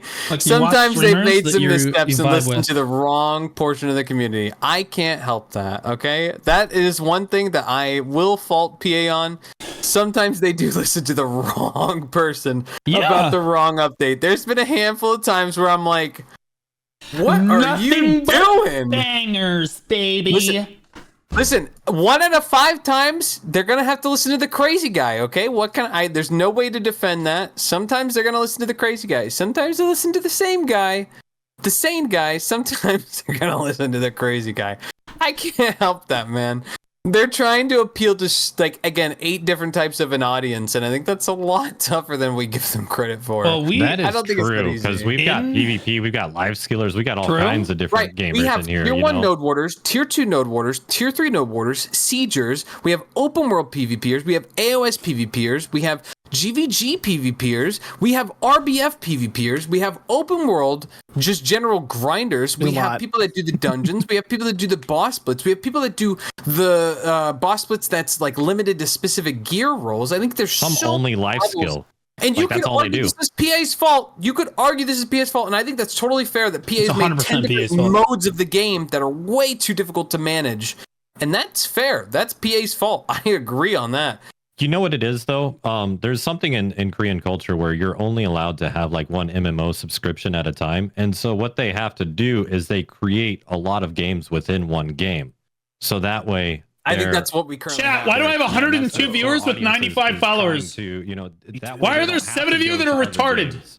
Right, they try to make 20 different game modes in the singular game to get people to play those things. I think that's probably what we currently have, which is what they're trying to satisfy, but in my opinion, it doesn't really hit the mark because the way BDO is designed is like, it's not really the way that people want to play this game, and it's not really the design of the game for people to want this style of game. I think that's where we have like a difficult issue of like game design issues. Sorry. Is it kind of, I guess, to boil it down, is it a Korean culture issue because you mentioned like how in Korean culture you have to. Dude, unironically, I think 99% of our issues are a Korean culture. Because it's like a social security thing. Dude, I think 99% of our issues are a Korean culture issue. I mean, half the translations and issues, like the fact that seasons are still called seasons when it's not seasonal and it is specifically more of like an upstart player design is like, why are we still calling this seasonal? This is not a season. I have a good when one. it was seasonal, and it is no longer seasonal. It is like a jump start. It's too late to change it. Blonde, It's too tag late me to- Why? Why me are in. we calling this a season? Blonde, tag me Hardcore in. is not hardcore. There it is, baby. Woo! Hardcore is what was the game mode called? What was Extraction the- shooter. No, it's the. Yeah, it's called a Battle Royale. Battle It's Royale. called, Battle Royale. It's called Shadow Arena. Fortnite. Just call it Shadow Arena. It's Shadow Arena 2.0, bro. Why are we calling it Something hardcore? louder. Why are we Bro. calling it? Dude, it is annoying. It's annoying. It's annoying, man. It's hard to defend PA in this situation where it's like, you have mistranslated too many things. How can I defend you when you call this one thing, this another? Like, how do I defend you? You make it too hard to defend, man. This is impossible. Sorry, I was just finishing up my message to CM Corruption about removing you from the partner program. I do think it's really hard to defend them. I completely agree, and I love how based you're being about. Bro, you're right. They do mislabel stuff, but that's kind of a nitpick at the end of the day. Like Translation issue. Yeah, translation issue. Oh, yo, okay. All right, this is a good topic. To pivot a little bit, I think most people have given their 2 cents, except for Jay, who again is Ed from The Lion King here. No, yeah, I agree with everything you guys have said. Yeah, 100%. You know. That. Anywho, hardcore servers. I have my opinion about this. I know that we've already voiced it. We voiced it on the last podcast. Dapper, you're a new player. Were you excited for hardcore servers? Are you still excited for hardcore servers? Are you going to play them? Has anything been misdesigned, or do you just love it? So when I first heard about hardcore, I had been playing hardcore World of Warcraft with Mrs. Deck, and we love it because it's like people actually value their characters' lives. You know, it's like when you come You across die in the someone game, you in the die world. IRL. Yep. It's kind of, yeah. It's like when you're out in the world and someone's getting attacked and you save them, they're grateful. You know, they're actually grateful. So I was hoping for something like that with BDO. When I saw the extraction shooter sort of like game mode where it's like you go in, I was kind of like, you know, it kind of missed the mark for me. It wasn't what I was expecting. I'm gonna play it. I mean, it sounds fun with what they have. I think they're probably gonna have to do some work with it to really flesh it out. They're kind of releasing it as a preseason sort of thing. And I think that's kind of the same thing they did with the Dragons, where they put it in the game, let people play around with it, see what's wrong with it, see what could be better with it. And so I'm going to play it. I mean, it's going to be part of my daily rotation. You know, you got Pit of the Undying, you've got your 2 hours of hardcore mode. I think it'd be cool to have like more classes, honestly, because I'm going to be playing the Sork. And I would like to be doing that. Because I want to play Sork and I want to play Sork in Siege and PvP in general, because the Witch, she's fun, but I want to do more, and I think the Sork is kind of my play style as well. I think the Sork, for me, what excites me about the Sork is she's got a really high skill ceiling. So there's ways you could play the Sork that people don't play her, and that's always been something I really like about classes and games when there's a high skill ceiling. But yeah, I'm excited about it. I do hope they come out. I hope this thing that Fake Uni's doing with the hardcore game mode that him and his guild are running, I hope that creates enough interest to where PA is kind of like, there's actually a player base that is really interested in a true hardcore mode. I hope they bring something out like that, like a true hardcore. I don't know what they're going to call this new hardcore game mode if they do come out with an actual hardcore server. But yeah, those are my thoughts on it. One, I think it's funny that the Awakening Witchmane is going to first time Sork on the hardcore server, and honestly, well, Dapper, I have a tagged Sork, let me put it. It's going to be tagged. Great content for your audience. Okay, that being said, it is phenomenal content overall. I can't wait for Choice to welcome you to the Thunderdome. On his Berserker. You know what I'm saying, bro? Like, Welcome to the Thunderdome. Choices chat, give him the check. Like, well, you know, if you have less survival points, if you have under 20% survival points to the other person, if they kill you, they lose a lot of survival points. So if I just stay under that status quo, I'll be safe. Whoa. Good choice, luck, you know? dude. That's Back up. Oh. So you can just sit. Like, there's like a karma system, basically. Yeah, a little bit. If you're doing so well, you're kind of restricted to who you can go after. It has to be under understanding of it. 1,000. I imagine it's going to be really hard to be under a certain cap. It's like you would be picking on people that just logged in. I imagine it's going to be really easy to pass whatever. When did they artificial announce cap this? they have. Wait, It's on the. It was check in the the new notes. vid. Oh, I'm gonna be reacting to that. We're gonna eat good There's today. no shot it's going to be like easy to get. It's going to be like, oh, you picking on a guy that just logged into the game. Obviously, we're not going to let you just demolish him. Like, I feel like it's not going to be that easy. I guess I'll watch the video on it. I don't want to We're speak gonna on have to see something. I the don't know. values Now- of things that so. That's fair. And we've already given our opinion on hardcore servers, so we're not going to talk too much about that. I will say again, the idea of a hardcore mode is interesting. A lot of BDO players have been doing what we call the Iron Man mode lately. I'm on an Iron Man. Sickloot does an Iron Man. He was the first one. I won't say he pioneered it, but he was the first one out of the people that are currently doing it. Sickloot was first. Azor was next. I'm doing an Iron Man as well. And then Fake Uni had a thought, because all of us have to be different in some way and not like the other girls. True. Let's just be honest. Look. Bro, no one can do the same design. Yeah, Azur's like, I'm gonna make the game hard, and then Sickly's like, I'm not gonna use storages, and then I'm like, I'm not gonna use fucking anything, and then Fake's just like, if I die, I reset. You're all trash. You know what I mean? Like He manual loots, man. He just manual loots everything. Like, Freak of nature. Freak of nature, bro. I know. What are you doing? That's crazy. Okay, I will say this. For like, I watched Fake Uni's thing on it.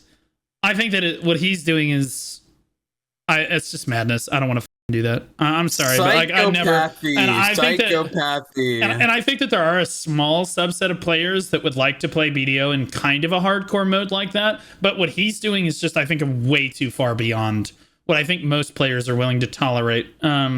In their overall gameplay. Like, that's just my opinion on it. Like, there's just no way. Manually looting everything. If you die, you reset. No quests, bro. no like no pets, no quests, no fairy, no tent, no outfit, no nothing, no events, nothing. And I don't know, it just, at a certain point, you just start sucking the fun out of the game. I do think that the hardcore servers, I was thinking that the hardcore servers would be hardcore, like World of Warcraft kind of, but with PvP on after level 50. That's what I was thinking what was going to happen. Always like, they would up, only baby. have, again, it would be like 2017 BDO with all the quality of life changes that we currently have. They give you a tent, they give you a pets, they give you all that stuff. So like, that silver doesn't have weight and stuff, but like, you can only go Balna, Serendia, Calpheon, Medaya, and Valencia, right? Like, that would be, and then like, you have to grind those spots, and if you hit level 60, you get like a pen dibba on your main account, you get a title or whatever, you get some like cool stuff. You know what I mean? Would you die if you PvP? Like, would you lose your character? Yes. So like, well, here's the thing, not immediately. Oh. After level 50, PvP is on. Okay, and you have to choose where you want to go and what you want to do. If you die after level 50, you go to the gulag, you have to fight another player who has also died, and whoever dies there has to reset. How do you include like, like microtransaction with that though? Because then people would start, don't. like, that would be heavily pay That's to the win. fun part. You don't.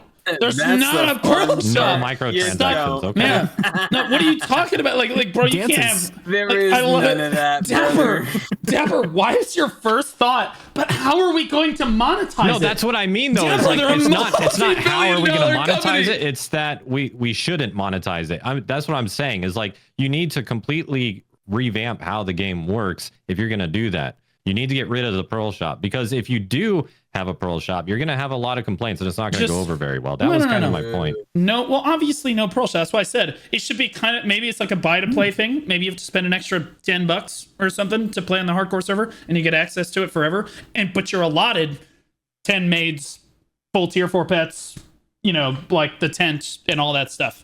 Right, and like every character you make on the hardcore server has all that stuff. There's a lot of different ways that they could do it, but that's kind of more what I was expecting out of a hardcore mode. I cannot believe they called it a hardcore server, and it's really just Shadow Arena. That's what it is. Now here's the thing. Translation issue. It's a translation. It's And the always worst been a part- translation issue. Seasons is a translation Well, issue. hold on. The worst part. Hardcore is a translation issue.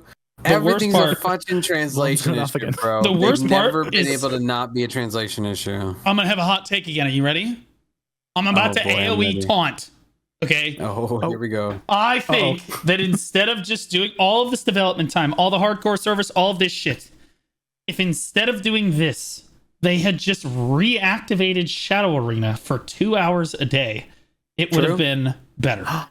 True. I'm Probably just gonna true. be honest. All they I have to do is think that cap the players reward. I have never got appreciated experience it that more. one. It's basically going to be the same thing as hardcore. Yeah. You jump in, you do a battle What's arena different? where you pick a random class, get random gear, and just smack people up. It's going to be the same exact thing. It is a shame they're trying to categorize it, revamp it, reclaim it, rename it as something else. It's really unfortunate because all they had to literally do, exactly what Blue said, just re-enable the previous game mode. People would have loved that shiz. The problem is back in the day, people were botting it and causing the They can stop rewards bots, to though. basically duplicate. They could have stopped the bots. They They could have stopped said, the hey, bots. we It's have an not even a artificial question. cap.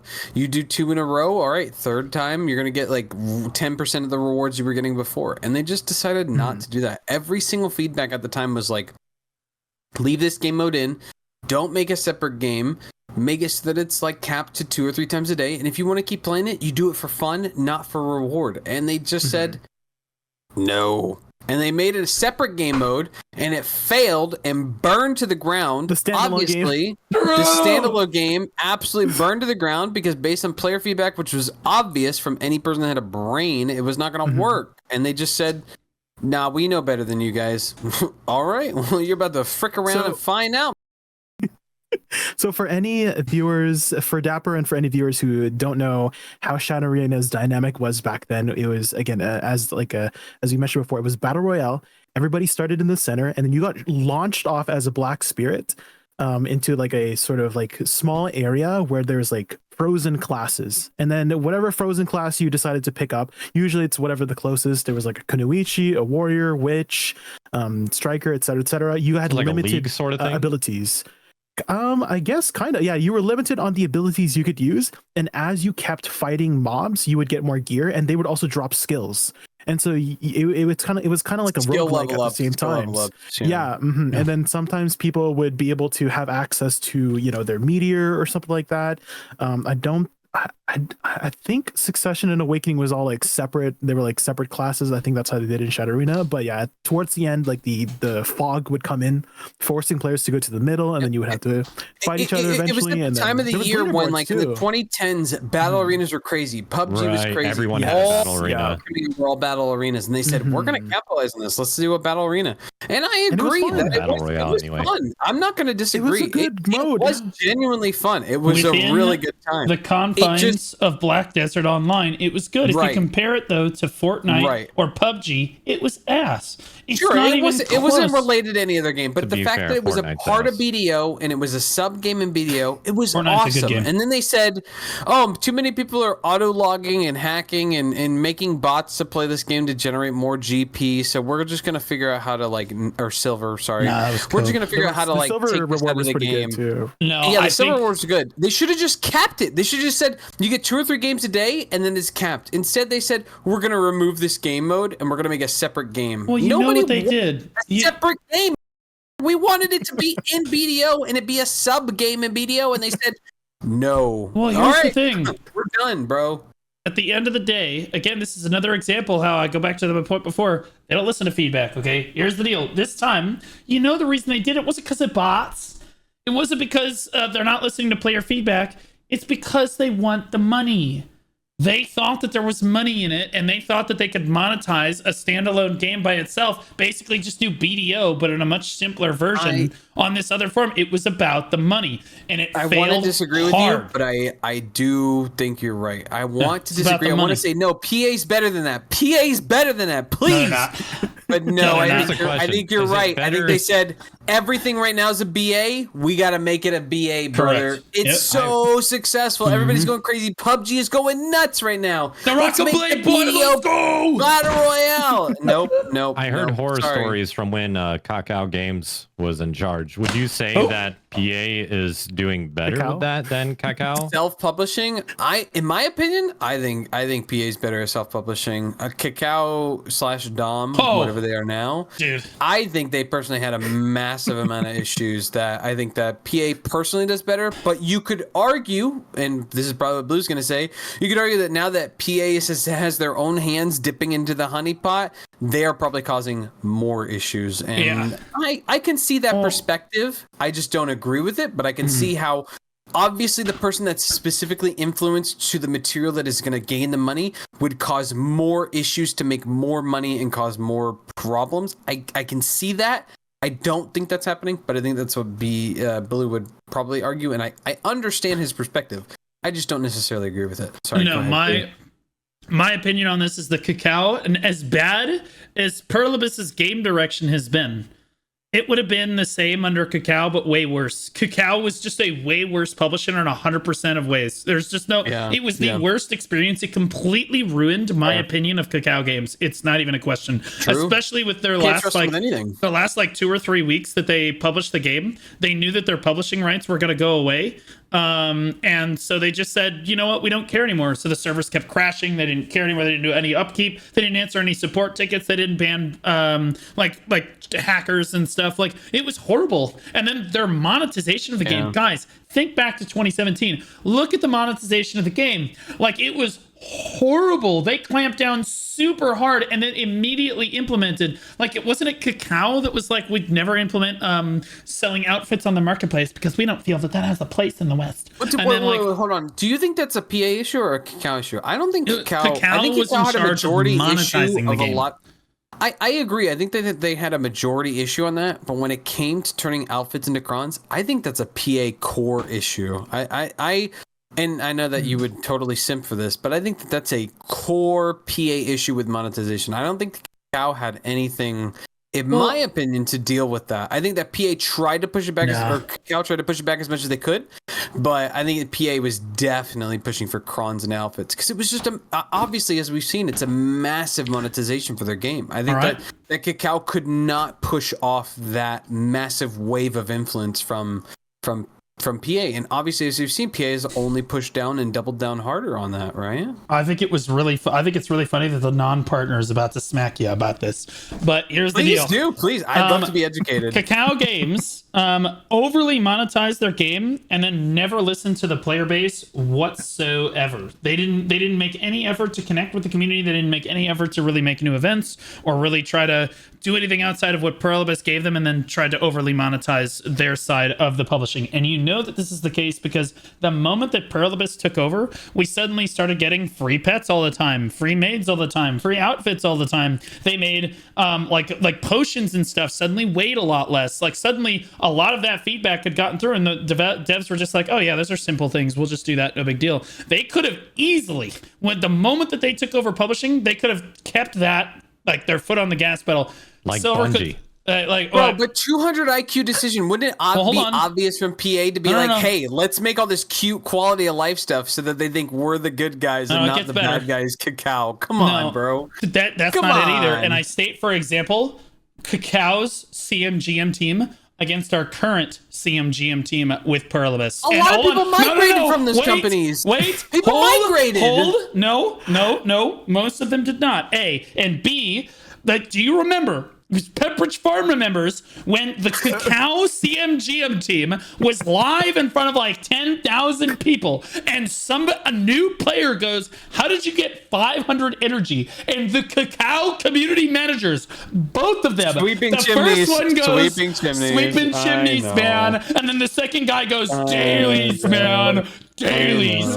Because they were retarded. And I try not to use that word very often. Okay, but like they didn't actually play the game. They didn't care about the community. They did not care. You look at our current community management team, at least for NA and EU, it's like, bro, they're interacting with the player base. They're putting on events and stuff. They clearly at least understand the baseline level of their game. They've got veterans on the CMGM team that maybe they don't play the game as actively anymore, but at one point they did. They're certainly not going to make some egregious statement like that. That's just going to infuriate the entire community. And again, I think it shows.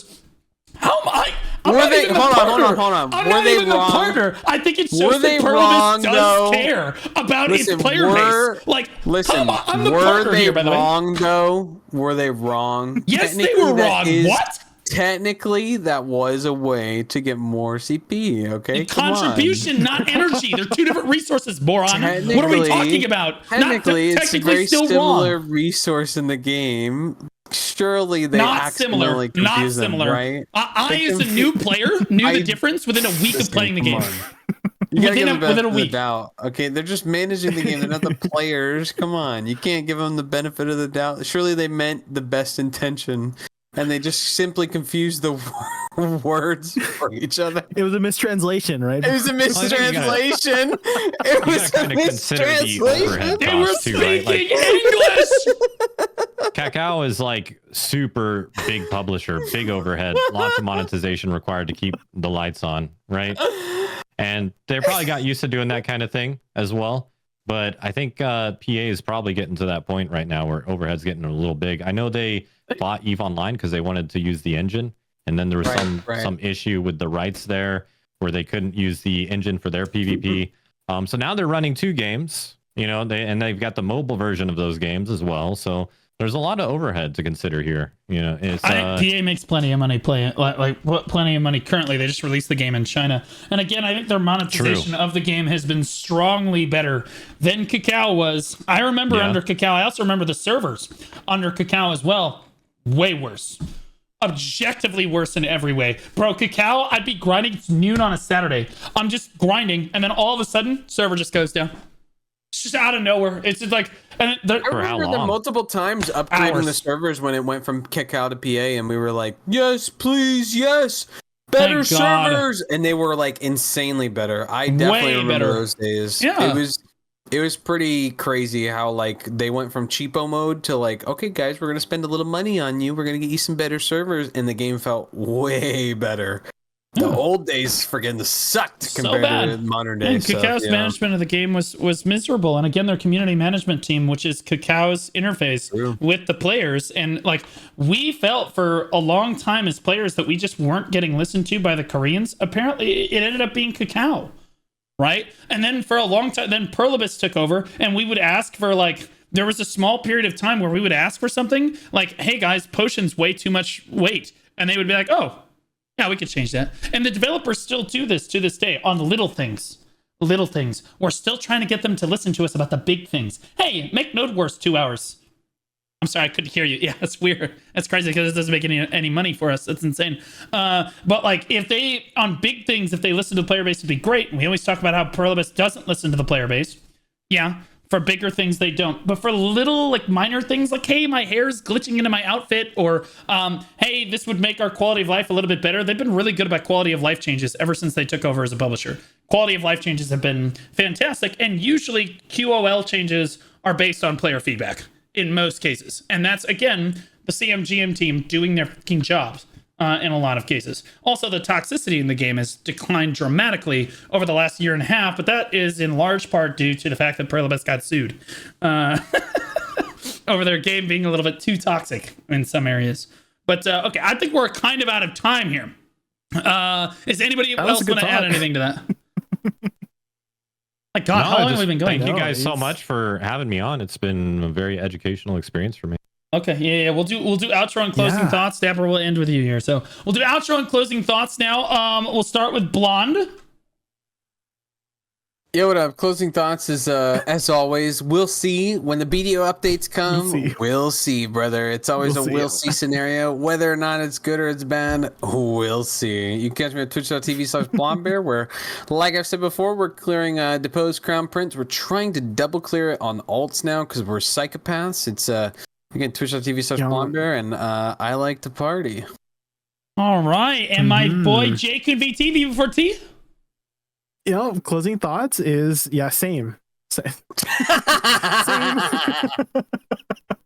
Like literally same. And also the boss splits tomorrow, and again I want to thank Dap for coming on such short notice. I just messaged him yesterday like, hey, you down for this? And it was awesome having you on. I want to get more people into this, guys. I've been contacting a lot of people, just sending DM, just poking around, just being like, hey, you interested in coming in? So we'll be having a lot of guests over these next few weeks here, and so keep watching the Oval podcast. If you have any particular feedback that you want us to ask them questions or talk about specific topics, please provide it in the comments, because other than doing the generic interview stuff, it would be interesting to know what you would like to probe us on specific individual content creators.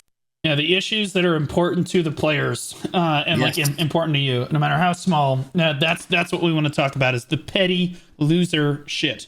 That's what we want to talk about. You know what? I'll do my closing thought. We'll end with Dapper. I will say to Jay's again. We look at all of these comments and we're looking for more people to bring on the podcast because some of the feedback we saw was like, hey, you guys need to have more guests on the podcast to kind of spice things up.